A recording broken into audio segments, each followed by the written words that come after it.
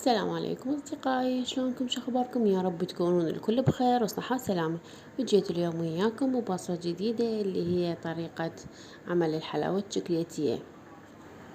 الحلاوة الشوكولاتية من الحلويات القديمة المشهورة وإلها عدة طرق، والطريقة الأفضل وتكون اللي هي تحضير القطر. وأني أول ما بلشت حضرت القطر اللي هو كوب ونص من الماء وكوب ونص من السكر أو الشكر، وهنا أنا ضفت كوب ونص من الطحين، كوب ونص من الحليب، مع كوب ونص من الزيت، وهذا ضفت هنا الكوب ونص من الزيت نفس المقادير، وإذا حبيتوا أكثر تضاعفون الكمية. وهنا بديت أخلطهم أو أخفقهم على البارد هيج بهاي الطريقة إلى أن أجانسهم يصيرون نفس القوام. أبدي أضيفهم النوب على النار. بعد ما صاروا بهذا الشكل راح أخليهم على النار. وهنا بعد ما خليتهم على النار وانطوني هذا اللون الذهبي، ضروري يكون هذا اللون الذهبي،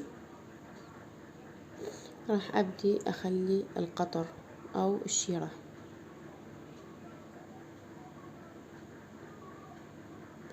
وهنا أنا بديت راح أضيف الشيرة بهاي الطريقة بالتدريجيا مع الخفق المستمر. هنا أنا بعد ما تضيفين الشيرة شوية تطولين خلق وياها بهاي الخفق أو سباتولا أو أي شي، يعني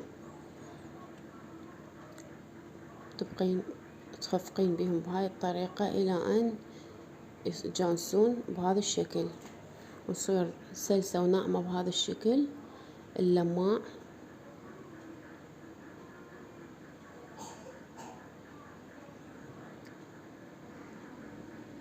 صارت حلاوتنا كلش طيبة وتخبلوا الشكل هو يتكلم. وهنا أنا بعد ما خليتهم بصحون التقديم وزينتهم بالبقراش والجوز هذا الشكل صاروا كلش حلو، يفيد برمضان هذا الحلا. لو تعرفون الصايم يريد حلا. وإلى هنا حبايب قلبي أختم فيديو اليوم وياكم، إن شاء الله يا رب استفاديتوا من الفيديو مالتنا، وأقول لكم مع السلامة.